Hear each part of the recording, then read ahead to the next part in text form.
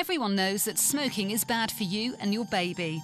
There's evidence to show that your baby will be smaller than it should be, and more recently, scientists have found that smoking in pregnancy will give the baby a lowered immune system and increases the risk of allergies like asthma and eczema. Most pregnant women know that smoking is not good for them, and you can't make people do something that isn't what they want to do.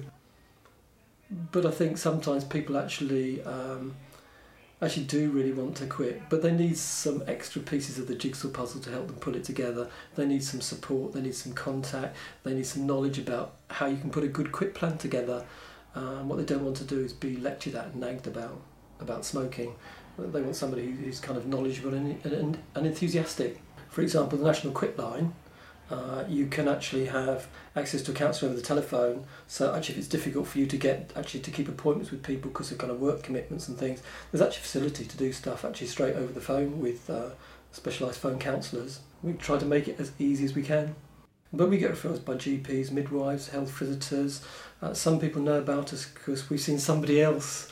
Some people come with a fairly fixed idea about what they'd like to do based on perhaps what they did before that works really well for them, but actually what doesn't work well that they actually don't want to do again.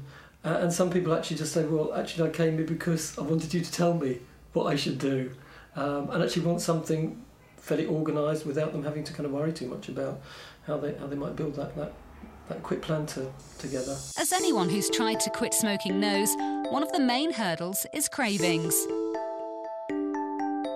We know cravings last somewhere between 2 and 3 or perhaps 3 and 4 minutes.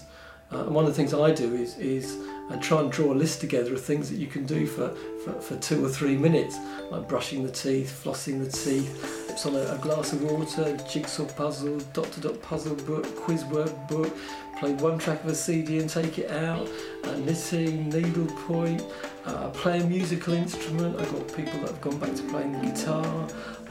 What else have people done? Oh, just the list goes on and on. Painting, drawing, cartoons, writing a journal so you can actually replace the cigarette with something else. So letting go of smoking and gaining something else is something that I quite like.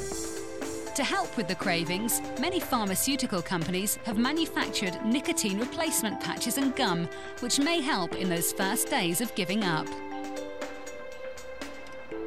That's something that people need to discuss with their GP or midwife or specialist community nurse who's used to working with people over smoking in pregnancy.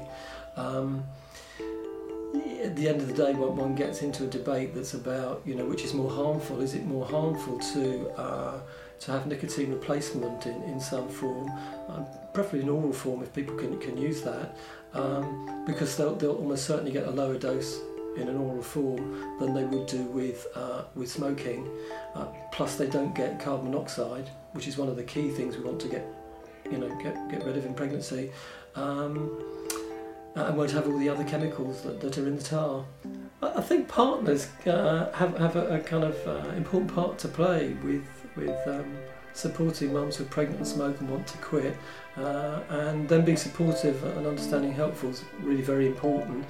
And if they or other family members smoke, maybe them having a go at quitting at the same time could make all the difference with somebody being perhaps a good deal more successful with a current quit plan. Have some conversations with people about it, talk to some people about it, talk to somebody that you trust, that you find helpful and supportive. That could well be GP, midwife, your partner, a friend, but have some conversations with people about it and get access to some good information and resources that may help you to move on with looking at maybe making a decision that might be about quitting smoking. That might be because you're pregnant, but it could also be making some good decisions for you that it's good for your health to quit smoking as well, and that may be the best thing, maybe the best decision that you ever make.